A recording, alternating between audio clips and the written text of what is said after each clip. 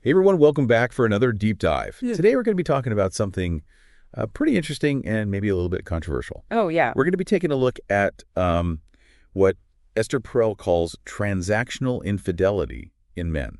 Okay. So basically those situations where men, even those in seemingly happy relationships, seek out encounters that seem purely physical. Right. And we're going to be looking specifically at chapter 11 of her book, The State of Affairs, Rethinking Infidelity. Okay.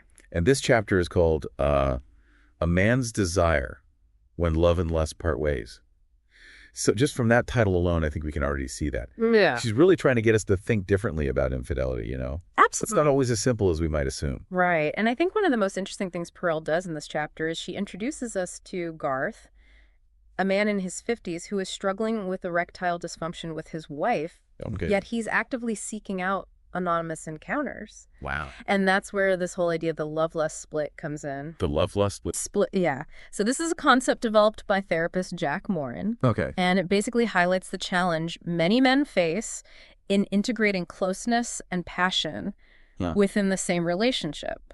So like they can't be close and have Right. passion at the same time. Yeah. They might feel like they can have one or the other, but not both. Okay. I'm starting to see where this is going. Yeah. So for some men, it becomes easier to kind of compartmentalize those needs. Right. They seek love and security at home, but then they pursue these purely physical encounters elsewhere. So it's almost like they're living these double lives. In a sense, yeah. And it's not that they don't love their partners or that they're not attracted to them. God. It's more complicated than that. So if it's not about a lack of love or attraction, then what is it about? Well, this is where Perel suggests something really interesting. She says that for some men, the act of infidelity itself feels less transgressive. Less transgressive than what? Than fully opening up to their partners about their desires and their struggles. It's almost like the taboo nature of the affair makes it easier to express those parts of themselves that they might be suppressing at home. It's like they're saying, this isn't really me. Yeah. It's just this thing I do on the side. Exactly, like it doesn't count. Yeah, I get it. But of course it does count, and it has real consequences for everyone involved. Of course. And this is where we have to start looking at the individual experiences that shape these patterns. Okay, so like what kind of experiences are we talking about? Well, in Garth's case, Perel dives into his childhood, and specifically his relationship with his abusive father. Oh, wow. So we're talking about trauma. Exactly. She draws on the work of Terry Real, who talks about intrusion trauma. Okay, I've heard of that. Yeah, so basically those early experiences of abuse or neglect can create these blocks. Blocks to what? Blocks to intimacy, blocks to sexuality. Oh, I see. Later in life. So it's like those early experiences teach them that vulnerability is dangerous. Right, and so they learn to shut down that part of themselves to protect themselves. And that can manifest in all sorts of ways, right? Absolutely. So in some men, it might manifest as this overdeveloped sense of responsibility. Oh, yeah. Like they become the caretakers in their relationships, always putting their partner's needs before their own. So they can't really let go and experience that kind of surrender that's needed for erotic intimacy. Exactly. They're stuck in this caregiver role, which actually prevents them from fully connecting with their partner. That makes so much sense. And then you have men like Scott, who Perel introduces later in the chapter. Okay. He's much younger than Garth, but he also turned to transactional encounters after losing interest in his girlfriend sexually. Wow. So even though their stories are different, there seems to be this common thread of men struggling to integrate their emotional and sexual selves. You're picking up on a really important theme here. And with Scott's story, we start to see how societal expectations of masculinity also play a role. Okay, so how does that fit in? Well, Perel talks about how Scott grew up in these hyper-masculine environments where he internalized this idea that men are always supposed to want sex. Right. That it's about performance, not vulnerability. It's like he's trapped in this performance of masculinity, but it's actually backfiring because it disconnects him from his own genuine desires. Exactly. And that pressure to perform sexually can lead to so much anxiety and fear of failure. Yeah, I can see how that would make intimacy really difficult. It does. Yeah. And it leads us to this really important question that Perel keeps circling back to. Okay, what's the question? Why would men in seemingly loving relationships choose these impersonal, often paid sexual encounters? Right, what are they really seeking? That's the million-dollar question, and that's what we're going to explore in part 2 of this deep dive. I can't wait. Welcome back, you guys. So where we left off was this really thought-provoking question. Why are men in seemingly loving relationships choosing these impersonal, often paid for sexual encounters? What is it that they're really looking for? Yeah, exactly. I mean, we were talking about how it can't just be about physical release, right? Hmm. There must be something deeper driving these choices. Like, what's the underlying need? You're absolutely right. It's not that straightforward. What Perel argues is that these encounters actually provide a temporary escape, even though they seem impersonal, from all of those pressures we were just discussing, like the pressure to perform sexually or the fear of being vulnerable. Huh. So they're stepping out of their everyday lives and those rules don't apply anymore. Exactly. You know that analogy she uses, the paying the hooker to leave? Yeah, I remember that. I was like, whoa, that's a really powerful image. Right. It really gets at this need for simplicity and control. Oh, yeah, it's like they're paying for that freedom to walk away, no emotional baggage. Precisely. And this is what brings us back to a question that challenges how we usually think about infidelity. Is it really just sex that these men are looking for? That's a great question. Honestly, it's something that I've struggled with myself. If they have loving partners at home, why not just try to find that intimacy and connection with them? It seems counterintuitive. Yeah, that's where we need to go beyond just the surface. And what Perel suggests is that men might be using sex as a way to get at and express a whole bunch of emotions that society tells men they shouldn't have. So, emotions that they can only show in a situation where there's no risk of rejection or being judged. Right. Like think about tenderness, vulnerability, wanting to be taken care of.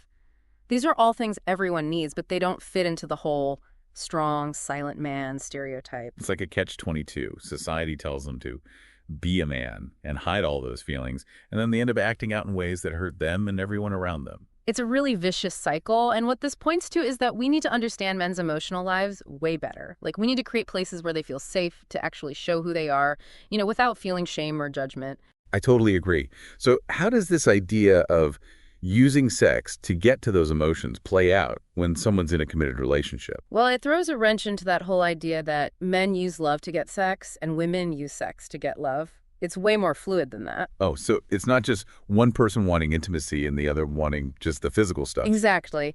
It might be that he's actually looking for emotional closeness through sex, but in a way that's totally self-sabotaging and damaging. So they're looking for a quick fix, a way to not feel those uncomfortable emotions, but not really getting to the root of it. And that's where the real danger comes in, because even if it stays a secret, that disconnect in the relationship grows. It erodes trust and intimacy. Oh, that's a really good point. It's not even about the act itself, it's that emotional impact. The secrets, the lies, all of that just hangs there, even if nothing physical happened. Precisely. And this is where Perel introduces Jonah and Danielle, a couple who challenge that assumption that infidelity always means the end. Yeah, I remember them. They actually rebuilt their relationship after his whole other life came out. How is that even possible? Like, how do you come back from something like that? Well, their story shows how powerful honest communication can be and really listening to each other. And I have to point out that Perel isn't saying this is a recipe that every couple can just bounce back from infidelity. Right. It's not a guidebook to surviving an affair. Exactly. But what it does offer is an example of how honesty and vulnerability and that commitment to grow together can sometimes make the relationship even better. So how did they actually do it? How did Jonah and Danielle turn things around? Tell me all about it. I'm ready for all the juicy details. All right, so let's dive into the juicy details of Jonah and Danielle's story and see how they managed to not only survive infidelity, but actually come out stronger on the other side. On all ears. Spill the tea. Well, the first thing that's really important to highlight is that Danielle, once she kind of got past the initial shock and the anger, she actually made a conscious decision to try to understand what was going on with Jonah. So instead of just, kicking him to the curb or like shutting down completely, she actually wanted to hear him out. Yeah, exactly. And that created this opening for Jonah to really talk about his struggles, like with porn, feeling like he wasn't good enough, and that whole pressure to be this manly man we were talking about. It's amazing how sometimes just feeling heard can make such a huge difference, right? Absolutely. And once they had that understanding, they could start having those real, honest conversations about their sex lives, what they fantasized about, all the stuff that's usually taboo. So they decided to, air it all out instead of letting it fester. Right. And through that, they actually redefined their relationship, found new ways to connect, both emotionally and sexually. It's like they took this horrible situation and turned it into something that brought them closer. That's a great way to put it, but I do have to say, again, Jonah and Danielle's story, it's just one example. We can't say that every couple is going to be able to get past infidelity, but it does show us that healing and change, they're possible. So, after this deep dive into men's infidelity, what are the big takeaways you want our listeners to remember? Well, the main thing is, when we see infidelity, especially this transactional kind, it's rarely about just the sex. It's a sign of deeper stuff going on, emotional struggles, cultural pressures, things that are missing in the relationship. Like a puzzle, right? Yeah. We got to look at all the pieces to get the whole picture. Exactly. And we got to ditch those old stereotypes about men always wanting just one thing and women another. We're all complicated. We have different needs and desires.